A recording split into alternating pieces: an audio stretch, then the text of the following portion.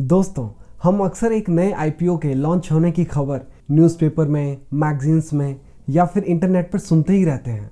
अभी हाल ही में आईआरसीटीसी का आईपीओ आया था और उसके ठीक कुछ महीनों बाद एसबीआई कार्ड्स का, और अभी एलआईसी जो कि इंडिया की सबसे बड़ी लाइफ इंश्योरेंस कंपनी है, उसके आईपीओ के आने की चर्चा है। हम में से बहुत से लोगों को इतना ज़रूर पता होता है कि एक कंपनी अपने बिजनेस को एक्सपेंड करने के लिए फंड रेज करती है आईपीओ के थ्रू, और इसमें से कुछ पैसे भी कमाए जा सकते हैं। आइए जानते हैं इसमें कितनी सच्चाई है। नमस्ते दोस्तों, इन्वेस्टिंग माइंड्स के आज के इस वीडियो में हम जानेंगे बहुत ही सिंपल वे में कि ये आईपीओ क्या होता है और ये कैसे काम करता है। कोई कंपनी आईपीओ आखिर लाती क्यों है और क्या सच में इससे पैसे कमाए जा सकते हैं। So without any further delay let's शुभारंभ। आईपीओ एक ऐसा प्रोसेस होता है जिसमें एक कंपनी जिसे उसके बिजनेस को एक्सपेंड करना है वो फंड्स रेज करती है आम जनता से, और इस फंड्स के बदले वो अपनी कंपनी में शेयरिंग दे देती है स्टॉक्स ऑफर करके। यदि अगर वो कंपनी कल को प्रॉफिटेबल होती है तो जनता को भी प्रॉफिट होगा जिन्होंने आईपीओ खरीदा है उस कंपनी का। लेकिन आईपीओ सबसे लास्ट स्टेप होता है फंड रेज करने के लिए। आईपीओ में आने से पहले भी कंपनी फंड्स रेज करती है बिजनेस को एक्सपेंड करने के लिए। तो आइए जानते हैं बिगिनिंग से एक कंपनी का एग्जाम्पल लेते हुए। मान लीजिए रवि की एक कंपनी है जिसका नाम है अग्रवाल डिजाइन्स, जो कि फैंसी कप्स बनाती है। स्टार्टिंग में उसकी बस एक ही शॉप थी, लेकिन जब उसका सेल्स और डिमांड बढ़ा तो उसने एक और शॉप अपने एरिया से थोड़ी दूर ओपन कर दी, और जब सेल्स एंड डिमांड वहां पर भी बढ़ा तो उसने एक एक करके पूरे शहर में शॉप्स ओपन कर दी, और अब उसके कप्स की डिमांड उस स्टेट के दूसरे सिटीज में भी होने लगी। उसने डिसीजन लिया कि चलो कंपनी को एक्सपैंड किया जाए। इसके लिए उसने अनुमान लगाया कि उसे 3 करोड़ रुपए की जरूरत होगी। इस सिनेरियो में उसके पास दो ऑप्शंस हैं। एक, या तो वो बैंक्स या ऐसे ही किसी दूसरे फाइनेंशियल इंस्टीट्यूट के पास जाकर लोन के लिए अप्लाई कर सकते हैं। इस ऑप्शन में लोन तो मिल जाएगा, लेकिन इस लोन को चुकाना कई बार बहुत मुश्किल हो जाता है, क्योंकि ये पता नहीं है कि प्रॉफिट कब आना शुरू होगा, लेकिन लोन का इंटरेस्ट फर्स्ट डे से ही लगना शुरू हो जाता है। और इस केस में यदि अगर दूसरे सिटीज में भी बिजनेस नहीं चला तो लोन वापस करना नेक्स्ट टू इम्पॉसिबल हो जाएगा। अब दूसरा ऑप्शन क्या है, आइए देखते हैं। रवि, जिसके पास कंपनी की 100% स्टेक है, वो अपनी ऑनरशिप में से कुछ परसेंट एक इन्वेस्टर को दे दे, और इन्वेस्टर उस परसेंटेज के बदले रवि की कंपनी को रिक्वायर्ड अमाउंट 3 करोड़ दे दे।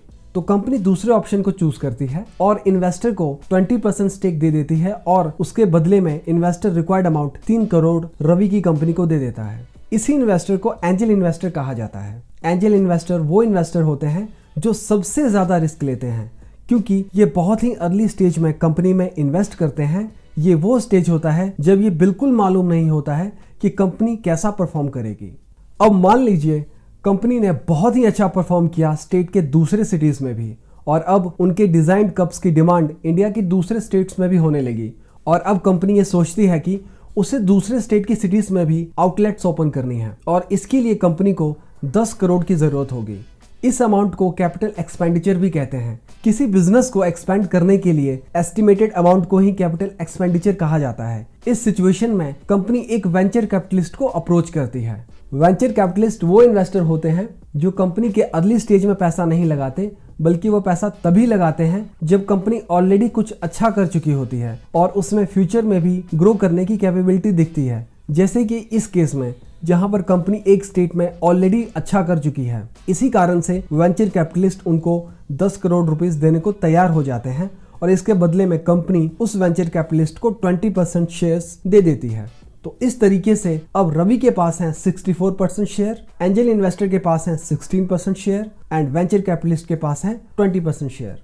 अब यहाँ पे आप मान लीजिए कि कंपनी ने पूरे इंडिया में बहुत ही अच्छा परफॉर्म किया, और अब वो चाहते हैं कि वो इस बिजनेस को पूरे वर्ल्ड में लॉन्च करें, और इसके लिए उन्होंने कैपिटल एक्सपेंडिचर निकाला 40 करोड़, यानी कि इस एक्सपेंशन के लिए उन्हें 40 करोड़ की जरूरत पड़ेगी। अब इसके लिए वो जिस इन्वेस्टर को अप्रोच करेंगे उन्हें प्राइवेट इक्विटी कहा जाता है। कई बार इनको पीई के नाम से भी रेफर किया जाता है। प्राइवेट इक्विटी वो इन्वेस्टर होते हैं जो एक कंपनी में तभी इन्वेस्ट करते हैं जब वो कंपनी ऑलरेडी आउट परफॉर्म कर चुकी होती है और वो एक बहुत बड़े एक्सपेंशन के लिए देख रही होती है, जैसा कि रवि के इस कंपनी ने कर दिखाया है। अब अग्रवाल डिजाइन्स ने अप्रोच किया एक प्राइवेट इक्विटी कंपनी को, लेकिन उनके बीच में कोई एग्रीमेंट नहीं हो पाया और ऐसे ही दूसरे भी पीई कंपनीज के साथ सिचुएशन रहा। कंपनी को प्राइवेट इक्विटी इन्वेस्टर मिले तो, लेकिन फेयर प्राइस पर डील नहीं हो पाया। अभी तक आपने देखा कि कंपनी पहले एंजल इन्वेस्टर के पास गई, देन वेंचर कैपिटलिस्ट को अप्रोच किया, उसके बाद प्राइवेट इक्विटी कंपनी को। अब यहाँ कोई हार्ड एंड फास्ट रूल नहीं है कि एक कंपनी इसी सीक्वेंस में इन्वेस्टर्स को अप्रोच करेगी कि पहले वो एंजल इन्वेस्टर को फाइंड करेगी, देन वेंचर कैपिटलिस्ट और फिर प्राइवेट इक्विटी। एक कंपनी कोई भी इन्वेस्टर को अप्रोच कर सकती है और किसी भी सीक्वेंस में कर सकती है, बट एक आइडल कंडीशन यही होता है जैसा कि इस एग्जांपल में दिखाया गया है। क्योंकि अब कंपनी का किसी प्राइवेट इक्विटी कंपनी से डील नहीं हो पाया, तो अब कंपनी ने सोचा कि वो आम जनता से 40 करोड़ रेस करेगी आईपीओ के थ्रू, और उसके बदले में कंपनी पब्लिक के साथ शेयर्स बांटेगी। आईपीओ का मतलब होता है इनिशियल पब्लिक ऑफरिंग, जब कंपनी पहली बार पब्लिक को अपने शेयर्स ऑफर करती है। आईपीओ लॉन्च करना एक कंपनी के लिए इतना आसान नहीं होता है।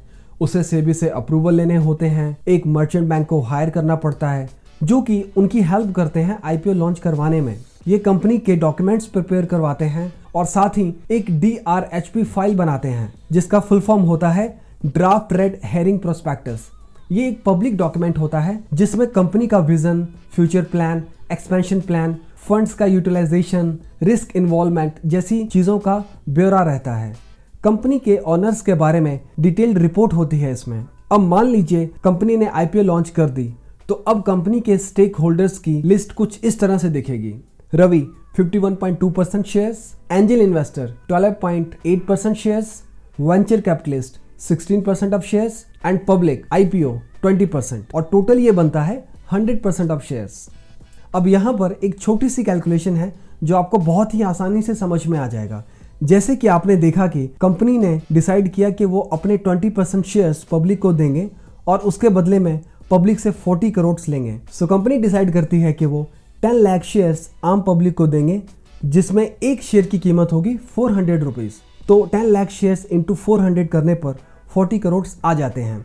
कंपनी चाहे तो शेयर्स की क्वांटिटी बढ़ा भी सकती है, बट उस केस में प्राइस कम हो जाएगा, और प्राइस बढ़ाएगी तो क्वांटिटी कम हो जाएगी। मतलब ये है कि 40 करोड़ रुपीस रेस करने हैं 20% स्टेक देकर। अब वो चाहे तो 20% स्टेक को 10 लाख शेयर्स में कन्वर्ट करे या 1000 में। उस केस में प्राइस भी उसी प्रपोर्शन में बढ़ या घट जाएगा। कंपनी साथ में ये भी डिसाइड करती है कि लॉट साइज 10 शेयर्स का रखेगी। मतलब कि आप बस एक शेयर बाय नहीं कर पाओगे, आपको कम से कम 10 शेयर्स बाय करने पड़ेंगे या उसके मल्टीपल्स में बाय करने पड़ेंगे, जैसे कि 10, 20, 30, 40, 50 so on and so fourth. लेकिन 5, 11, 15, 22 इस क्वांटिटी में आप बाय नहीं कर पाओगे। अब साथ में एक और इम्पॉर्टेंट बात जो आप में से बहुत से लोगों के माइंड में आया होगा कि कंपनी ग्रो तो कर रही है, लेकिन रवि जो कि प्रमोटर है कंपनी का, या फिर एंजल इन्वेस्टर या फिर venture capitalist for that matter, इन सब के कंपनी में ऑनरशिप भी तो कम हो रही है। अनडाउटेडली इनके स्टेक कम हो रहे हैं, लेकिन आप ये देखिए कि अभी इनके पास जो स्टेक है उसकी वैल्यू कितनी ज्यादा है। रवि जिसने बिजनेस स्टार्ट किया उस टाइम पर उसके पास 100% स्टेक था, उसकी कंपनी की वैल्यू लैक्स में थी, और आज उसके पास ओनली 51.2% स्टेक है, बट उसकी कीमत आज करोड़ों में है। जैसे कि आप देख सकते हो कि इस आईपीओ में 20% स्टेक के बदले कंपनी को 40 करोड़ मिले हैं। ठीक उसी तरीके से यदि अगर रवि अपने 51.2% स्टेक बेचता है तो उसको आज 100 करोड़ से भी ज्यादा मिलेंगे। आइए अब जल्दी से आईपीओ को बाय करने का प्रोसीजर समझ लेते हैं। आईपीओ में इस चीज की गारंटी नहीं होती है कि यदि अगर आपने एक आईपीओ अप्लाई किया है तो आपको 100% वो मिल ही जाएगा। कंपनी लकी ड्रॉ बेसिस पर ये डिसाइड करती है कि किस इन्वेस्टर को आईपीओ देना है और किसे नहीं। आईपीओ को अप्लाई करने के लिए एक विंडो ओपन की जाती है 3 से 6 दिन का। इसको आप अपने इंटरनेट बैंकिंग से अप्लाई कर सकते हो ASBA के through. Application supported block amount एक ऐसा प्रोसेस होता है जिसमें जब आप आईपीओ या ऐसे ही कोई दूसरी सिक्योरिटी बाय करने के लिए अप्लाई करते हो आपके बैंक अकाउंट से, तो आपका अमाउंट ब्लॉक हो जाता है आपके बैंक अकाउंट में, जब तक कि ये रिजल्ट नहीं आ जाता कि आईपीओ आपको अलॉट हुआ है या नहीं। इन केस आपको आईपीओ अलॉट हो जाता है तो एसबा में ब्लॉक्ड अमाउंट डिडक्ट हो जाएगा, और यदि अगर आपको आईपीओ नहीं मिला तो अमाउंट अनब्लॉक हो जाएगा। रिजल्ट का कंफर्मेशन आपके फोन पे मैसेज के थ्रू आ जाता है या फिर ईमेल आ जाता है या दोनों आ जाता है। यहाँ तक इस मार्केट को प्राइमरी मार्केट कहते हैं। अब एक बार जब आपको आईपीओ अलॉट हो जाता है उसके बाद प्रॉफिट तभी होगा जब आप उसको सेल करेंगे। लेकिन वो सेल प्राइमरी मार्केट में नहीं होगा। सेल करने के लिए वो कंपनी पहले स्टॉक एक्सचेंज जैसे कि NSE एंड BSE में लिस्ट होगी। उस टाइम पर ज्यादातर वो सभी लोग उस स्टॉक को बाय करने के लिए देखेंगे जिन्हें वो स्टॉक IPO में नहीं मिल पाया था। तो यदि अगर उसकी डिमांड हुई तो उस शेयर की वैल्यू 400 रुपीज से 500, 600, 800 या उससे ज्यादा भी जा सकती है। लेट्स अज्यूम कि आपने 2 लॉट्स के लिए अप्लाई किया था जो आपको अलॉट हो गया और जिसकी कीमत थी 400 इंटू 20 यानी कि 8000 रुपीज, और आपने उसे सेल किया 600 रुपीज पर शेयर पर, तो आपको प्रॉफिट होगा एक शेयर पर 200 रुपीज का, और इस तरीके से टोटल प्रॉफिट होगा 200 इंटू 20 यानी कि 4000 रुपीज का।